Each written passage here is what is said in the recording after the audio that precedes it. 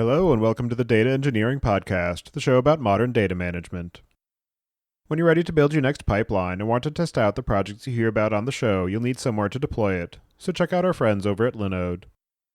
With their managed Kubernetes platform, it's now even easier to deploy and scale your workflows, or try out the latest Helm charts from tools like Pulsar, Pachyderm, and Dagster. With simple pricing, fast networking, object storage, and worldwide data centers, you've got everything you need to run a bulletproof data platform. Go to dataengineeringpodcast.com/Linode today, that's Linode, and get a $100 credit to try out a Kubernetes cluster of your own. And don't forget to thank them for their continued support of this show. This episode is brought to you by Acril Data, the company behind DataHub, the leading developer-friendly data catalog for the modern data stack. Open source DataHub is running in production at several companies like Peloton, Optum, Udemy, Zynga, and others. Acril Data provides DataHub as an easy-to-consume SaaS product, which has been adopted by several companies. Sign up for the SaaS today at dataengineeringpodcast.com/Acril. That's ACRYL. Your host is Tobias Macey, and today I'm interviewing Balaji Ganesan about his work at Privacera and his view on the state of data governance, access control, and security in the cloud. So, Balaji, can you start by introducing yourself?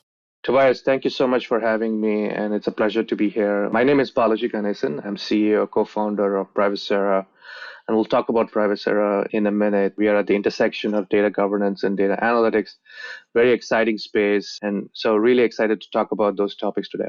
And do you remember how you first got involved in working with data? It's a bit of a history walk here. Before Privacera, just as a background for me, I grew up in India, did my schools there, I came to the US for work.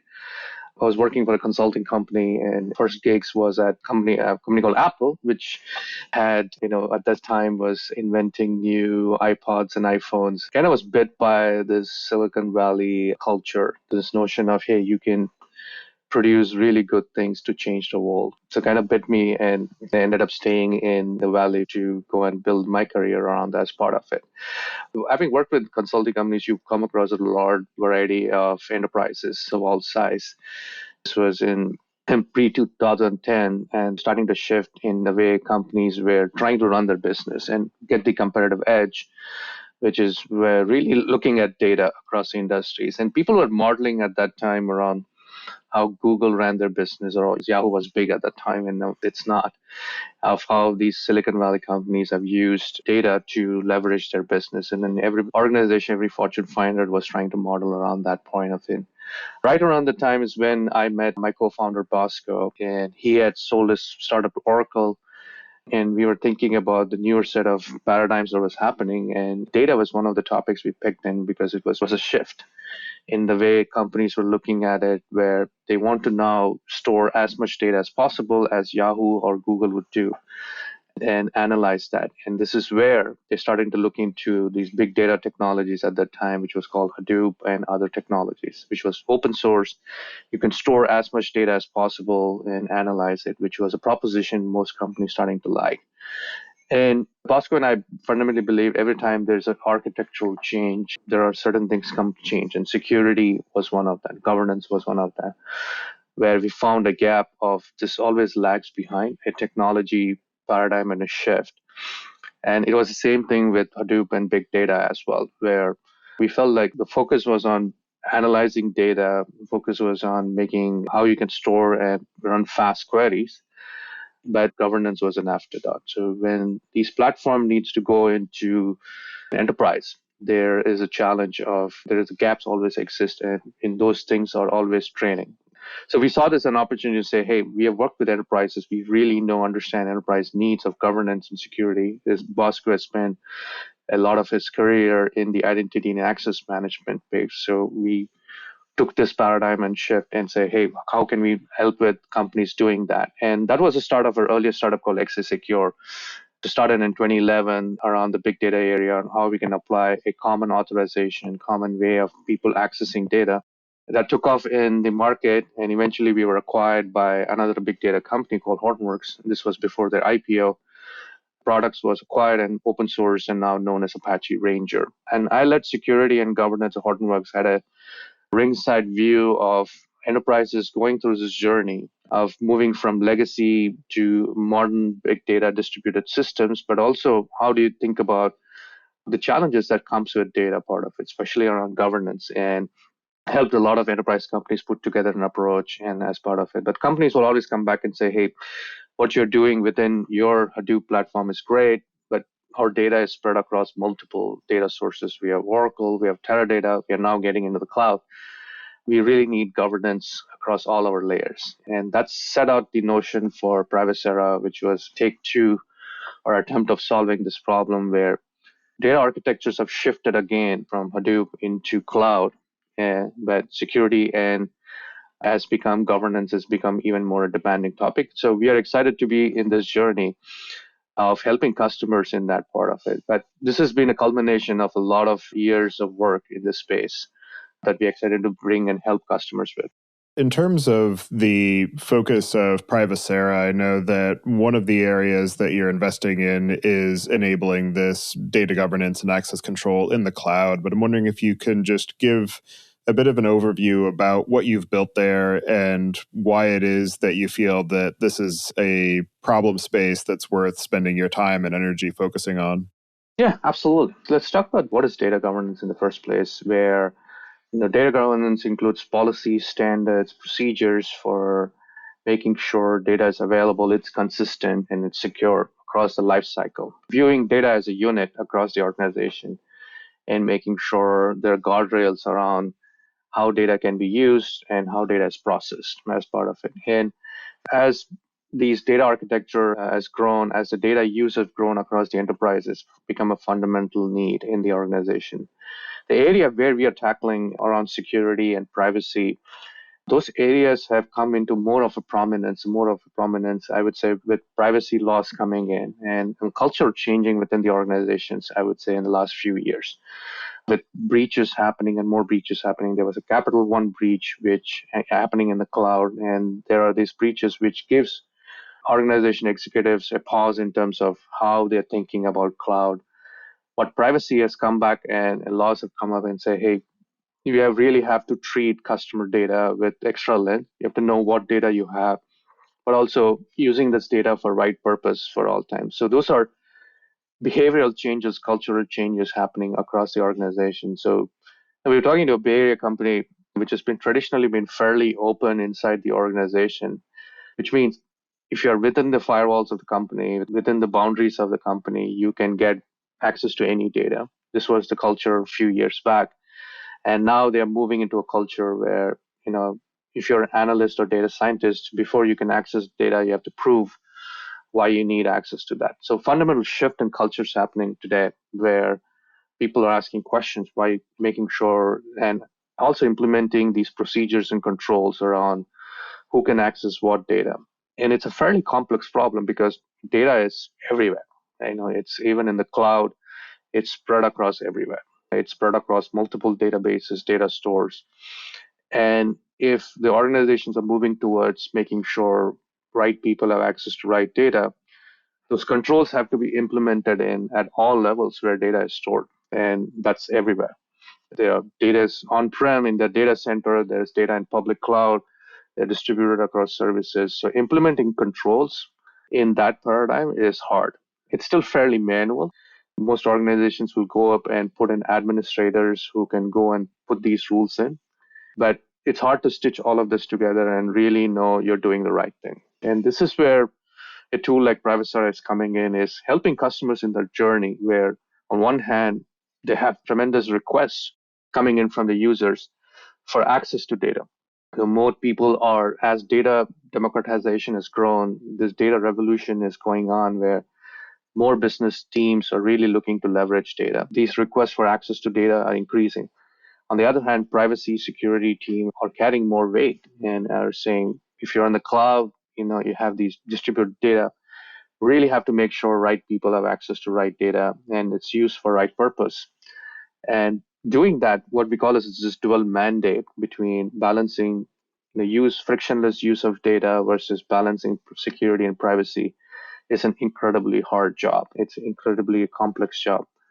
And it's fairly manual today. And this is where tool like Privacera comes in, is where we really automate all of that by providing a single pane of glass, where we have built these plumbings within our tool to take care of those controls.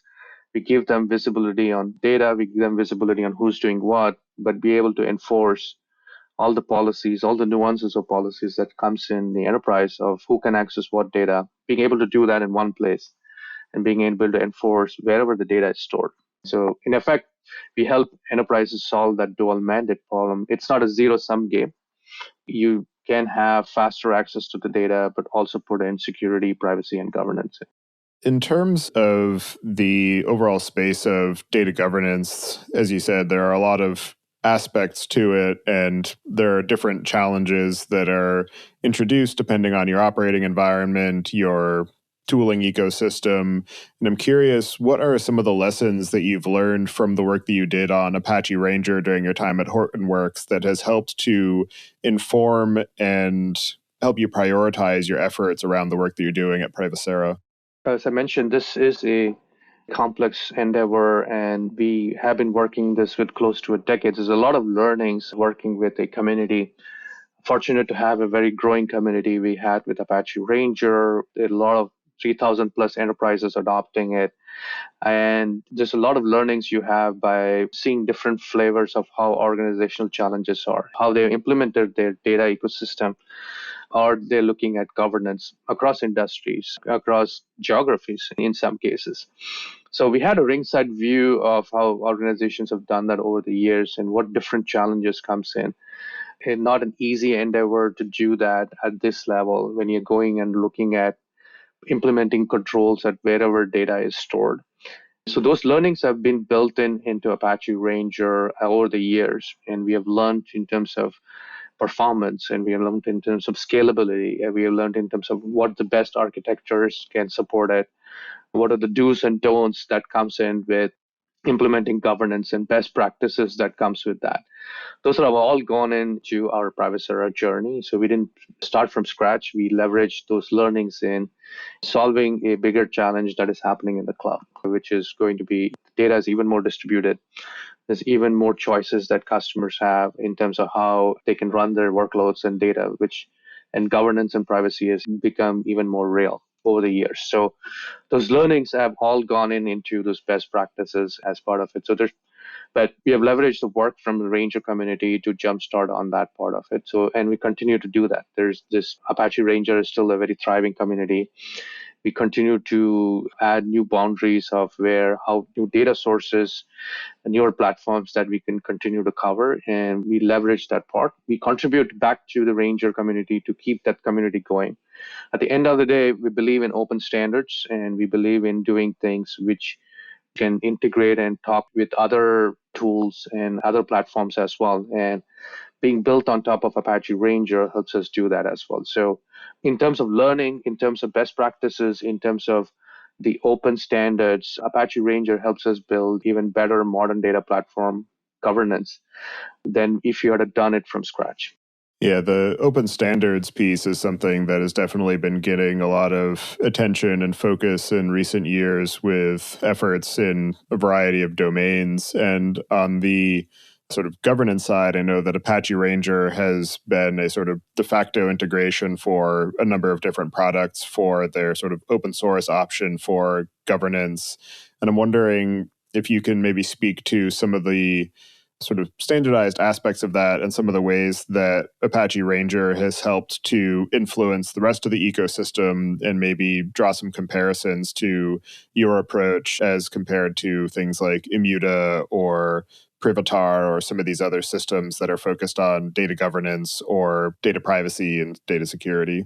Apache Ranger fundamentally was built with the notion of how you can implement an architecture for a distributed system, how you can do governance in a distributed system, but not being a data platform in itself, but being able to help customers bring together different data platforms and build governance on top of that. So it was built always with an architecture of being a sidecar, being an architecture which is not in line with between the customers, the users, and the data.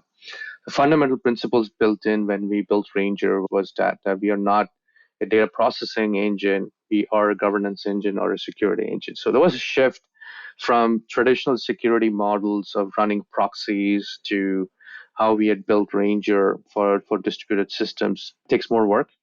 But at the end of the day, we are absorbing that work in lieu of customers and taking away the complexity away from customers because we are not impacting the user access to the data, the frictionless access to the data, by not being in line with that. This is a fundamental approach and that architectural bet that we have made with Apache Ranger that we have continued with Privacera part of it. And the second part, which you alluded to, which is going to be the open standard based of things, where at the end of the day, what customers really looking for is making sure this governance applies to whatever data platform they choose today and whatever their platforms they have in mind for tomorrow. And it's a constantly evolving paradigm landscape where the business needs are evolving. And so technology can't be a static landscape here. It has to evolve with the modern needs of the business, and the business needs drives everything, the adoption part of which platforms they use. So they will really need to not reinvent governance every time they go and adopt a new platform, a new cloud or a new platform within that, which is where they're really looking at how they can standardize across one set of part. And that needs compatibility. That needs ability for this governance platform to interact with any cloud data platform, any cloud database, any cloud data storage, any cloud application as part of it. And we fundamentally believe that it has to be an ecosystem play where it's hard for anyone, including us, to build every possible connection to the data sources. We have to build a community. We have to build an open plug and play where the platforms can also plug in into a standard. And we have spent quite a bit of time with Ranger and the templated way it has done it. It's really had adoption in the open source community, as well as, we had vendors who are coming in who have built using the open source template integrations already. And they are coming to us and saying, hey, we already built an integrations. We would like to go and certify as part of it. So we are really seeing an inbound from a lot of these community adoption where what the customers are pushing towards is making sure the governance layer is compatible with whatever technology decisions they are making and vice versa. So governance is top of the mind for many of the data platform vendors, and having an open source layer has made it easier to go and compatible. So we are seeing adoption from the Presto community or the Trino community, and companies like Starburst or Ahana, and there are companies who have built on top of the existing layers, who have taken the open source Ranger template, already built their own enforcement plugin, and that makes it even easier for customers to adopt the platform. So our approach has been fundamentally around making an architectural bet, which has been making it easy for customers, not relying on proxy or virtualization, but also relying on the open standards here. At the end of the day, it's the open standards will win. These platforms and the governance tools will need to talk to each other. It's hard to solve this problem by being a single proprietary vendor. Absolutely.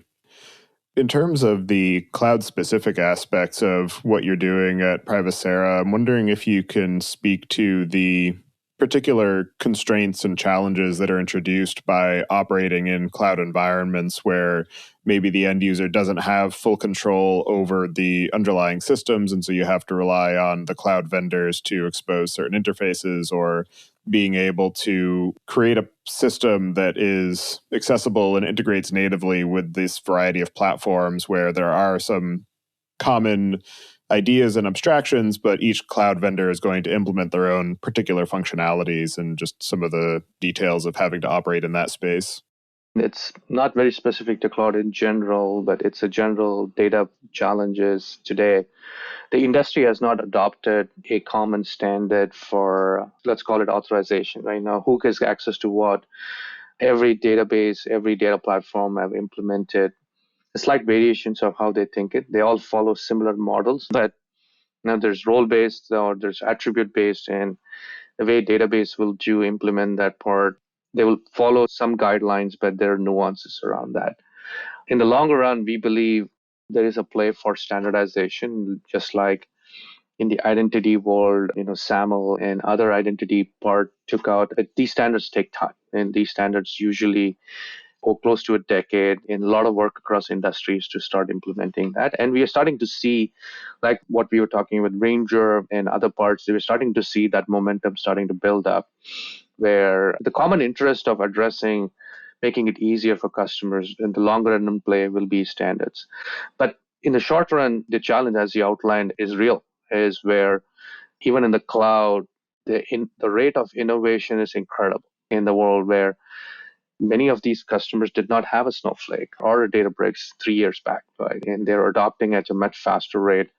There are newer tools coming up in the cloud. Cloud has accelerated that rate of innovation that can happen, where your data is in one place. You can easily bring up a new service, your new data platform fairly easily once you have data in one place. So cloud is accelerating the data democratization. Cloud is accelerating the choices customers have today. That will continue to innovate. There's incredible innovation happening.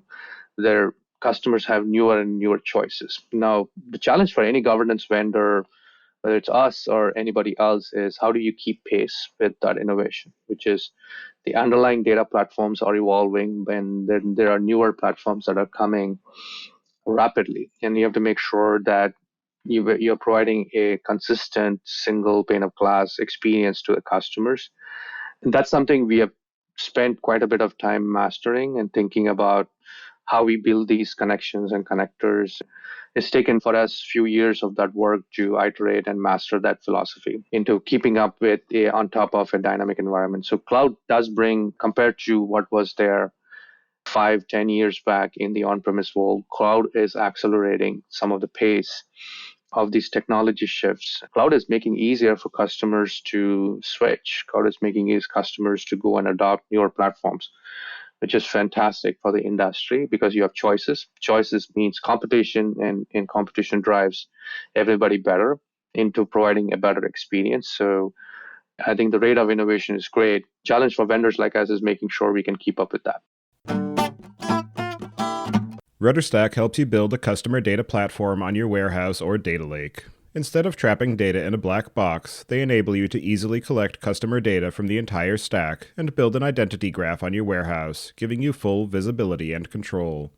Their SDKs make event streaming from any app or website easy, and their state-of-the-art reverse ETL pipelines enable you to send enriched data to any cloud tool.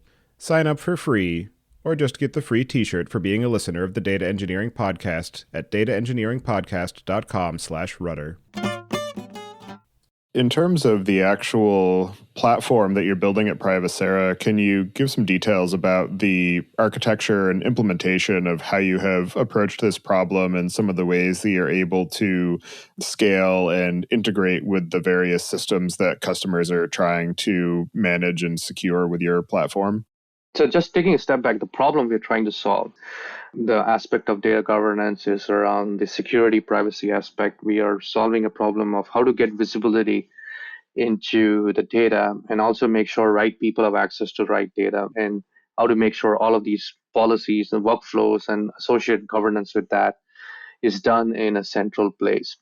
And like I was talking about, the origins of this made some of the architectural bets early in the Apache Ranger project of building governance in the modern distributed systems, going away with the paradigm of traditional security models, which used to be you put a proxy between the user and the application or data, and you being the middleman, you can control who gets access to what, you can do a lot of these controls. And we fundamentally moved away from that, saying that's not the right approach. And Ranger was built in a very distributed architecture model where the governance rules and policies are maintained, workflows are maintained in one place, and the policies are enforced as close to where the data is in a very distributed way, in a way that we are not coming between the users and the database or the data as part of it. So that fundamental architecture bet is where we have built Privacera on, and we have extended even further to go beyond what Apache Ranger was built on to cover any data source, any database, any data storage, on-premise or across the cloud as part of it, which gives rise to, and that architecture is hard. It's easier to build a proxy and put it in front of everything than building the architecture that we are building. So it has taken years of work, but that's the right thing to do for customers And that's what the customers and the community is saying is the right architecture for them is one that provides consistent coverage, but not impedes the experience users have with their data, not impedes. So you're not rewriting an application. You don't have to throw out anything by putting a governance layer in. So how we can fit into an existing paradigm is what we fundamentally bet on. And we're extremely proud of that work that has gone in the community. And that's a fundamental differentiator for us.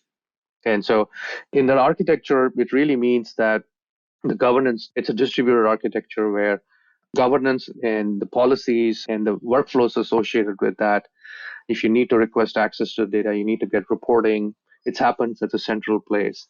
But the enforcement, actually the decision of who gets access to what, gets close to database the data, which means we are enforcing this in every data source, either natively. In many cases, those are native enforcement, so which the database have built, our own enforcement, which is gets closer to where the data is. So instead of doing it all these in one place, we have decoupled the administration and the enforcement, and getting the enforcement as close to wherever the data is stored has been the fundamental architecture bet.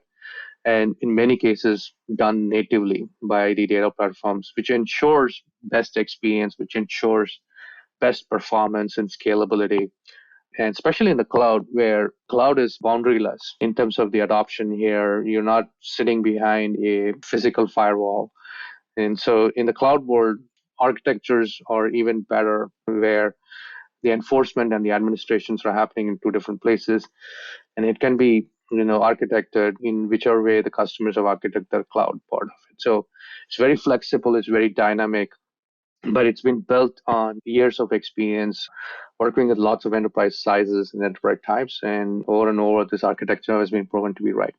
Given that you are building on top of the Ranger project and basing a lot of your sort of experience on your work from doing that at Hortonworks and carrying it forward into Privacera, I'm curious, what are some of the additional layers or sort of user experience improvements or just sort of operations and maintenance aspects that you've had to build around it to be able to scale the Privacera platform and make it user-friendly and accessible and adaptable to these enterprise clients?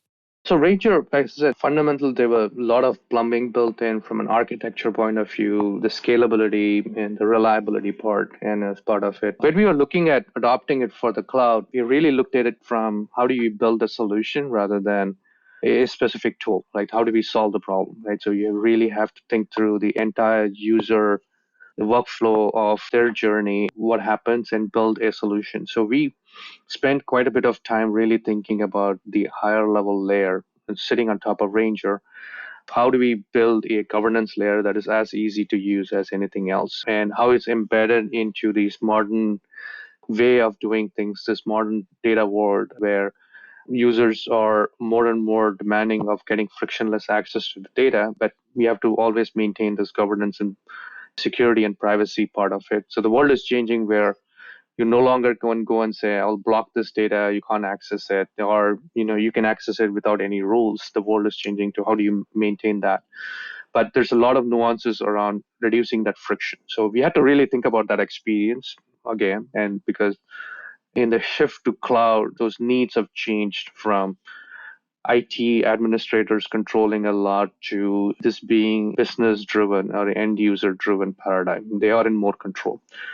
Building the solution, we're introducing a paradigm of if even business users taking control of their own data and managing it. So the shift of paradigm is from IT managing everything to a more delegated model where IT does manage and security does manage some rules, but business teams can manage their own part of it. So we introduced something called governed data sharing towards that extent, where it goes to that paradigm of how we can make it easier for business teams to go and manage their own governance and for their own data. Business teams are not very sophisticated. They don't understand the innards of Snowflake or Amazon infrastructure to know, which tables, which files that they need to get at. They understand business taxonomy. They understand business glossary as part of it. So we really built a layer which does that translation for them. Can we give an experience which is as easy to share data as you would do in Box or Dropbox, where if you're in a Box or Dropbox, you can go and easily take a file and say, I want to share with John Doe and I want John Doe to read or write, and as simple as that. And we want to have a similar experience when it comes to data as part of it. So we built in this governed data sharing where we are bringing that more simplified experience, the notion of business users having access to their own decision making. Data stewards can make that, which is the more scalable one, but doing it in a way where doing it abstracted business glossary level or taxonomy level, and not being able to have to live with how Snowflake is architected or how Databricks is architected, which is something we can take care of. We can take care of the end of the mile connection. So we are doing the translations part of it. So that's the part where we are really focused on when we built on top of Ranger, is how we bring that experience in to enhance the experience of doing work in a modern cloud. As you mentioned, some of the people who are interacting with this system are more of the business user side, and you were saying that their kind of familiar interface is in this data dictionary or business glossary. And I'm wondering if you can talk to the different user personas that you have had to design for as you've been building out Privacera, and some of the ways that you have thought through and implemented the collaboration patterns for these different personas as the different stages of the life cycle of data progress through these various systems. Yeah, so if you think about any enterprise, there are a variety of stakeholders here. So that's one of the fundamental bets we have made when we founding Privacera, is how we can build this for as an enterprise tool rather than a tool for a specific persona. Even though many of the cases the starting point is an IT administrator view, we have to take care of the people in the corporate. Right? So in the corporate part of means compliance, security, privacy, how we can give them a view of a privacy team to say, get visibility on who's doing what. How we can give ability for security teams to come in and add in global rules. Security teams are really looking at the entire corporate, and they will have global rules around how certain things can happen. So if you're multi-country, you can say, hey, users sitting in Germany cannot access these segments of data in the US or vice versa. These are global rules, corporate policies that can apply to any data, any application. So we give ability for these corporate teams to come in and add that. And then there's the day-to-day of, hey, we need access to this data for running this project, which traditionally starts from IT, and now we have moved into making sure even business data stewards can get access to it. So today, we address a gamut of personas, from the corporate teams, giving them visibility, to the administrators, as well as business data stewards. So it's a very much a multi-user view of the tool, because in our fundamental belief, we don't believe governance is ownership is owned by one single department and one single persona. It's a very distributed responsibility, and that's the way the most modern organizations are thinking about it. And we are also thinking about it in a similar way, is when it comes to governance, it's such a complex problem that it can't be owned by one single person. There's different levels of ownership, different levels of accountability that comes in, and our tool is built for that. But even in the earlier days of we are building Ranger, always building with our architecture in mind of how we can have these different level of ownerships, and how we can carve out within the tool specific areas of ownership so that we can have that collaboration together. Ultimately, this collaboration is what drives scalability. This collaboration is what drives organizations to go take to the next level in terms of their governance needs. In terms of the actual workflow of getting Privacera set up in an organization and defining these policies and just the day-to-day interactions that end users have, I'm wondering if you can talk through that flow and some of the context and communication that's necessary to implement it effectively as people go about their day-to-day tasks. Most enterprise customers are following a governance journey. And I call it a governance journey. The initial part of the journey is where the controls and everything are done manually through administrators in their own silos. So every administrator is managing rules within every data source and every application, and it's a fairly siloed journey. So that's the starting point of where we usually come in. And the first order is how we can centralize that into a centralized UI or centralized APIs, the way of working at it. So when we go in, the first order is how we can go and implement a more centralized version of the solution and build those connectors, put those connectors into the data sources and start managing these rules and policies in a central place rather than individual silos, and implementing workflows and systems to do that part.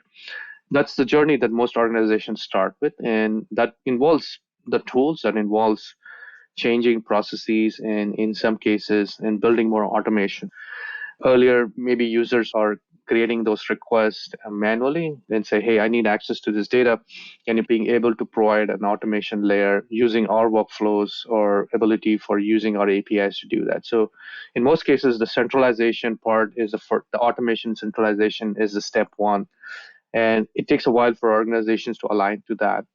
And then the step two is how we can take this model and make it more delegated, which means how we can start giving ownership of certain aspects of data to the business stewards or to more distributed tenants here, being able to go and manage these day-to-day policies in a more scalable way.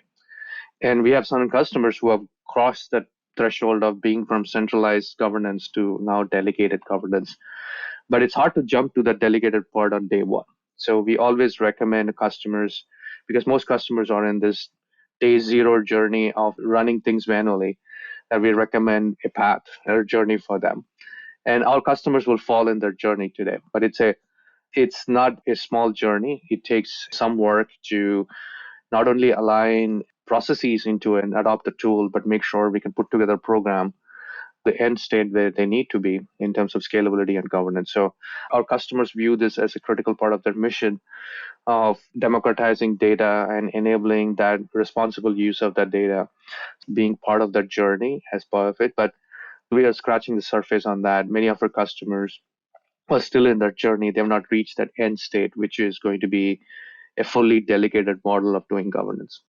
As far as the progression that these organizations make when they start adopting governance and they start to go through this process of understanding what are the policies that we need to enforce, what are the rules that we need to be aware of, access controls. I'm curious what you see as some of the either gaps in knowledge or maybe gaps in understanding of the business requirements that are common as they start to explore and codify and formalize these rules that maybe have been implicit or sort of tribal knowledge up to this point. Yeah, that's a great point, because in most cases, when I'm looking at day zero is the very manual way of doing things, very manual way of managing policies. And when you're managing policies in every silos, there's inconsistencies, there's redundancies, and it's sort of a legacy way of working things that most administrators have worked through. So when we move into a more centralized model and then eventually into a delegated model, a lot of these redundancies go away. Even we have seen the reduction in number of policies, because we are not doing this in silos, we are doing it in a more optimized way. There are functionalities that the tool provides to go and make it easier to go and do it more global policies as part of it, but also changes the way people think about policies, because in many cases it's been built from when users were managing databases in the on-premise world and now move to the cloud. There's a lot of legacy tribal knowledge built in on how do you manage that we go, and when you present a little bit newer paradigm, it takes a while for that transition to make from a process and a training point of view.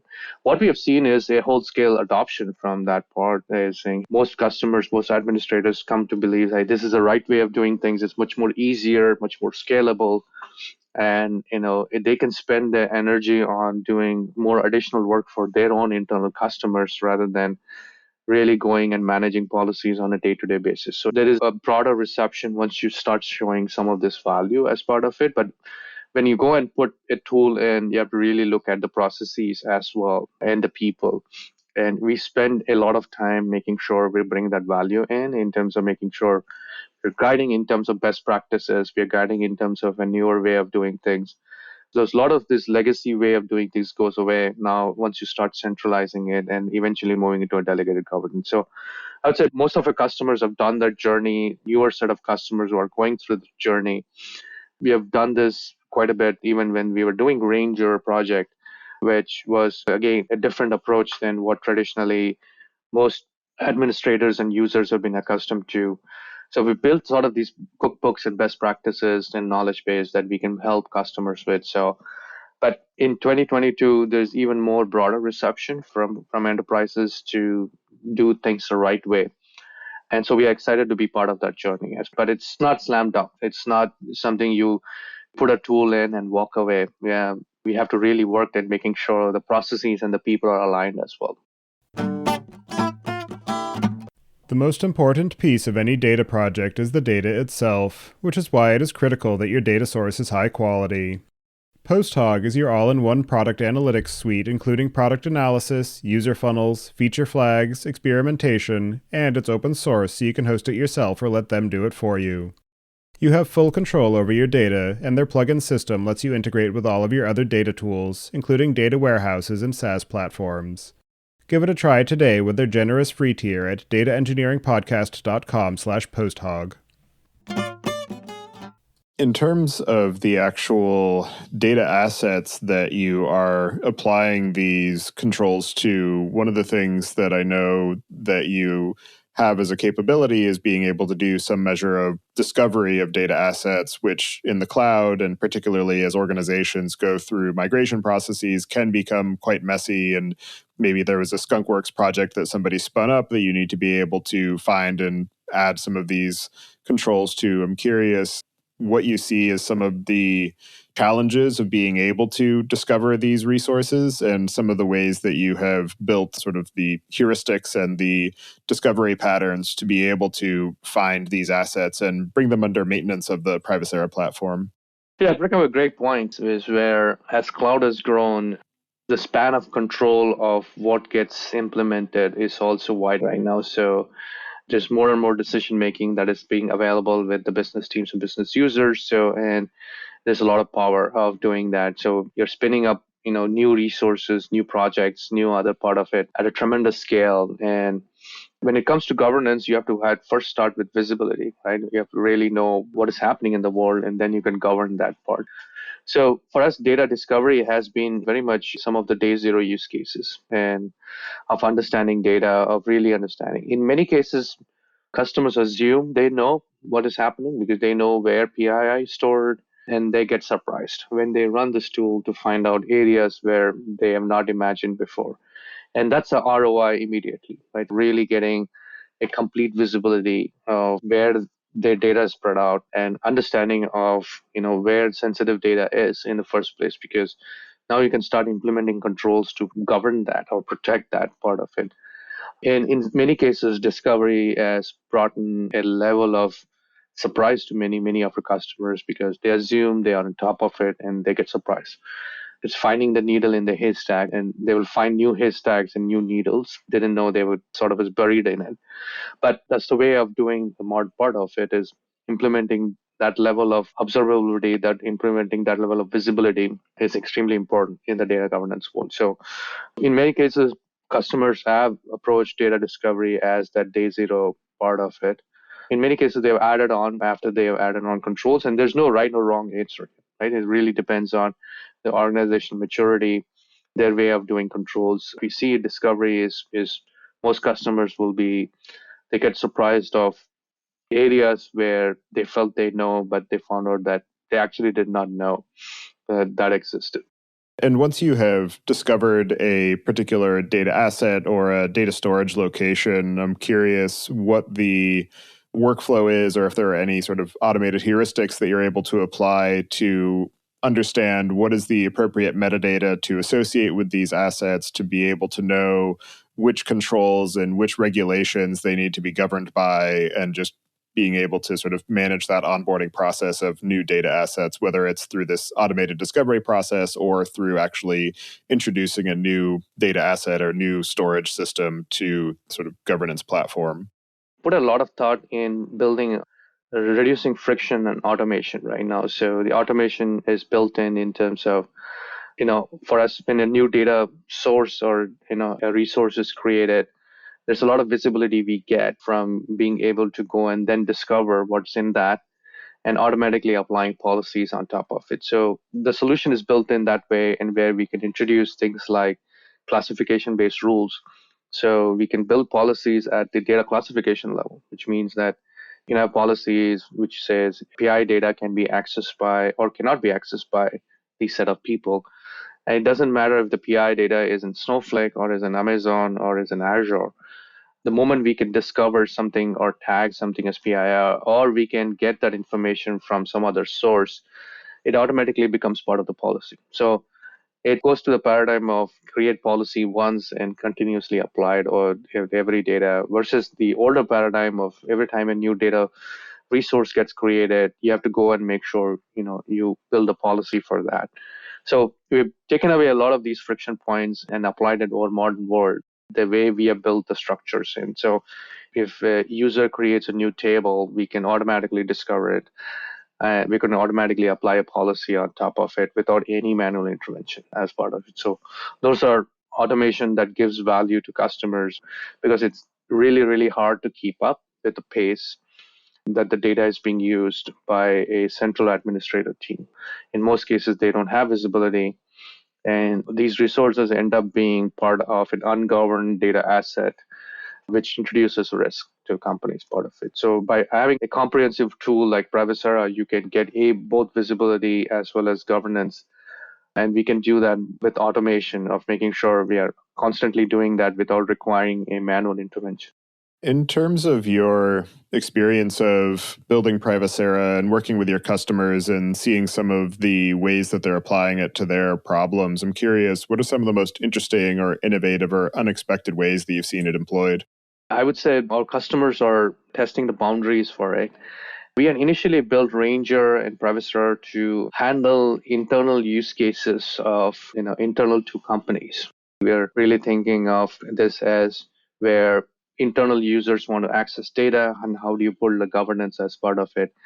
But many of our customers started expanding this to their own data marketplace and where they have external parties coming in and how do you apply governance into that. So which was something where we have learned along with the customers as part of it, of how it doesn't matter if there are internal stakeholders or external, you can apply the same level of governance around it. So we are fascinated to see external data marketplaces where there are external parties coming in and interacting all in the same platform, in the same data, and how you want to make sure you have segregation of duties of who's doing what, so they're not touching each other's data. And being able to do that using Privacera's tool was fascinating to see as part of it. And so this is a fun part of working in the enterprises is our customers are also pushing the boundaries around how the tool can be adopted, how governance can be applied. So the data marketplace ability to leverage for governance for external parties was something we learned through the process. This is something I would say we thought through initially, but it's been fascinating to see that. And goes back to saying, hey, privacy governance is kind of a universal applying layer, and it doesn't matter if the users are internal or external. You'll have to apply the same standards or even more rigorous standards in some cases. One of the other things that I'm interested in is because of the fact that you are adding this layer of control and visibility and sort of compliance to the underlying data sources, I'm curious what you see as the sort of potential for actors within the organization to circumvent the controls of Privacera by going directly to the source systems, and maybe any of the ways that you have sort of worked in to be able to prevent that or mitigate that in these organizations. Those are core things that when you design a tool or a privacy tool, we think about right now is think about the ways it can be mitigated or users can be mitigated. And so we built in the mechanisms in a way that we can detect any changes in the data sources that happens. And if there's something changes, we'll override with the source of truth that is there in Privacera. And so Privacera will always have the source of truth. We are the single source of truth. And we are constantly updating the data sources with that source of truth if you need to. Right? So that's one way where we have always maintained that consistency is being able to, even if by any means, a user can go and update a database underlying data source with something, we'll detect that and we'll refresh it, with the source of truth that we have. So in some cases, we'll overwrite that part of it. And so the data source will always have consistent view, consistent level of policies that is maintained in Privacera as part of it. So we maintain that. We have built these connections with that paradigm in mind. And there are other ways. I mean, there are other redundancies that have been built into the system to make sure that it's not circumvented. Again, goes back to these are all the learnings that we have built even in the Apache Ranger project. And when we initially built that over a big data systems, which had multiple ways for users to get access to the data, we have to really think about every access path and make sure those are governed. And that's been part of our promise. But we want to do it in the way which the experience users have of leveraging data and having frictionless access to the data. So we have tried to keep that balance and the architecture in mind while building Privacera too. In your own experience of building Privacera and working in this space of data governance and access control and security, I'm curious, what are the most interesting or unexpected or challenging lessons that you've learned? I think the biggest challenge we would see is most when we are implementing governance, there is I would say, a lack of awareness among enterprise customers around the journey it takes to get governance in terms of people, processes, and tools. And that's some of the things we always try to bring in early on when working with a customer, is to bring in how they should think about journey. It's not just about privacy. Governance is a very broad spectrum.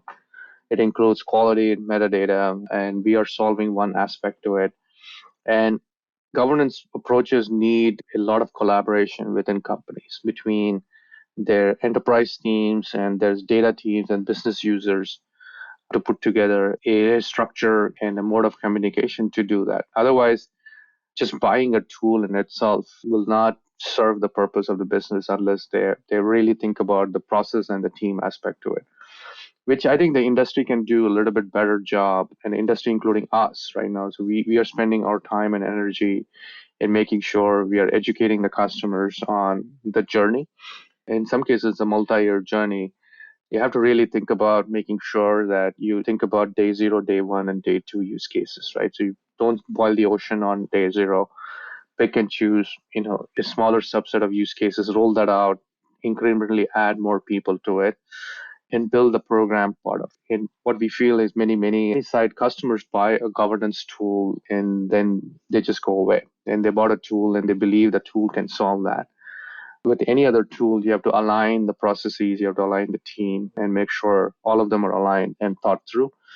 And that takes time investment as well. So that's, I would say, I won't say it's a surprise, but it's something we are seeing many enterprises getting better, but it's still, there's a lot of work to be done by the industry, is to making sure we can keep educating our customers on that governance journey is sometimes a journey, right? So it's not an overnight success.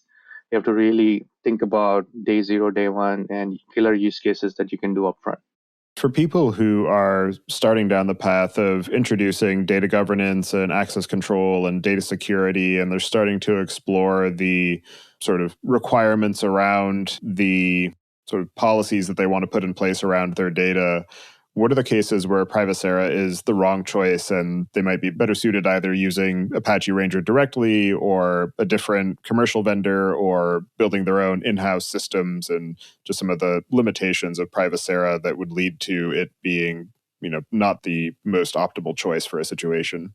So I said there's two sides I would point out. One is, hey, data governance is a broad spectrum, and if the focus is finding data, metadata, and focus is consistency of data in terms of quality of data, those are things we don't do. If customers are looking for a data quality tool, we are not the choice, right? So we are the choice for access governance, understanding, what sensitive data they have and making sure right people have access to right data. So customers have, when they think about the governance journey, they also have to think about various aspects of governance, what those journeys look like. And if the journey is primarily around quality or even metadata, Privacera is not the right choice. We are partners can really do that job. We'll go and recommend those partners in as part of it. But if the use cases are on access governance and primarily around that, our focus has been primarily around the cloud, right? So the customers are completely on-premise and don't have anything in the cloud, we may not be a fit. This is mostly from our go-to-market side. It's not like the solution can't fit it. It's our focus is on customers who are in the cloud, embarking on the cloud journey or already in the public cloud. And we believe that's where, the data gravity is. So we tend to focus on that part of it.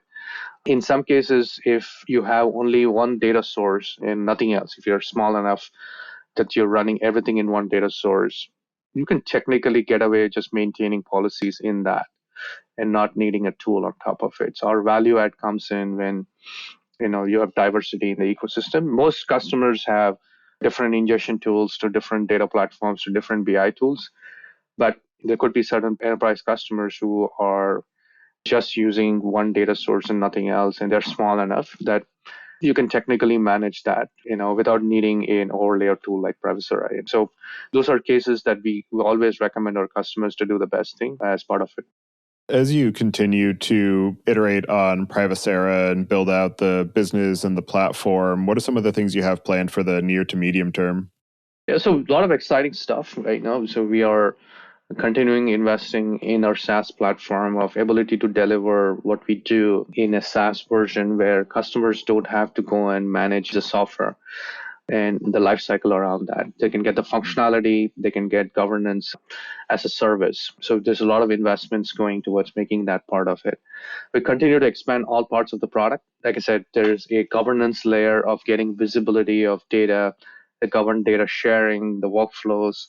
Those are heavy investment areas. And we continue to invest in coverage and making sure we can cover as much a data estate as quickly as possible for the customers, because customers are really looking for a universal single pane of glass where they can manage, and it means that we need to cover as many data sources as possible. So there's a lot of emphasis in delivering fast connectors and more universal coverage towards that part of it. So a big emphasis on that, big emphasis on go-to-market side, which is going to be continuing working in making sure we can educate the customers with our message and also expanding our reach across the North America and Europe regions.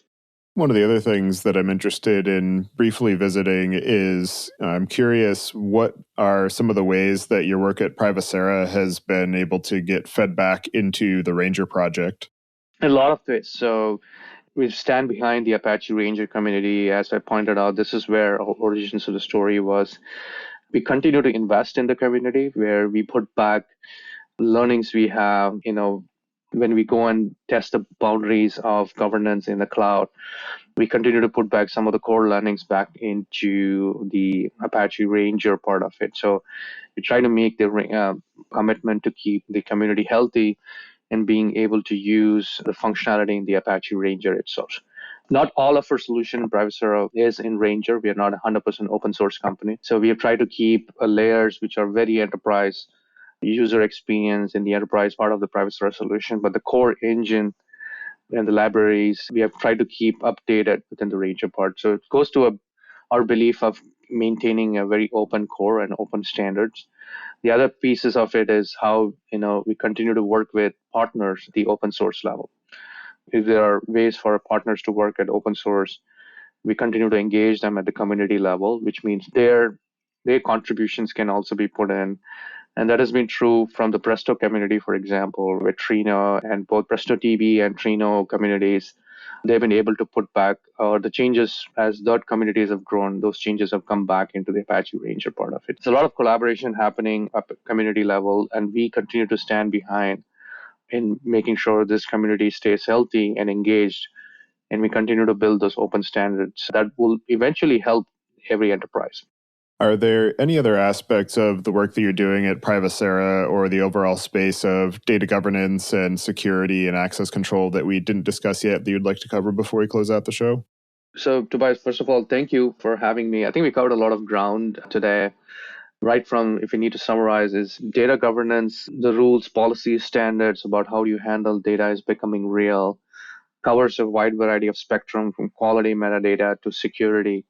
And those are, when it comes to security and privacy, it's a real need in the market. There's a real friction between business use of data and those corporate mandates around how the data should be used. And That's something where Privacera comes in and helping customers in their journey. And in many cases, customers have a journey of going from manual to being centralized governance to eventually being delegated governance. And we're excited and we're proud of many of our customers and being part of the community driving those changes. And so I think we covered wide variety of things. Obviously, there's a lot of details behind that. We're happy to help anybody listening in with any questions. So you can always reach out to us or website or send us an email and we'd be happy to respond back. All right. For anybody who does want to get in touch with you and follow along with the work that you're doing, I'll have you add your preferred contact information to the show notes. And as the final question, I would like to get your perspective on what you see as being the biggest gap in the tooling or technology that's available for data management today. There's a lot of siloed approaches still around data management we see in the way the holistic approaches. It's a fairly noisy market and everybody has come up with their own approaches. I think the ones who will win is where we can think about data is going to be multi-cloud and hybrid cloud tomorrow, and the approaches will win is which makes it agnostic to wherever the data lives or stored and being able to do that. So being decoupled from the underlying platform, any approaches or the approaches we believe operations, data management, governance, security will be horizontal plays in the future. And the players would truly take an horizontal view across any cloud, any application will win. All right. Well, thank you very much for taking the time today to join me and share the work that you've been doing at Privacera and your work on Apache Ranger, both prior to that and ongoing. So I appreciate all of the time and energy that you and your team have been putting into making data governance and security more accessible and scalable and adaptable to our evolving environments. So I appreciate all of that, and I hope you enjoy the rest of your day. Thank you so much for having me and appreciate everybody listening in. Thank you so much.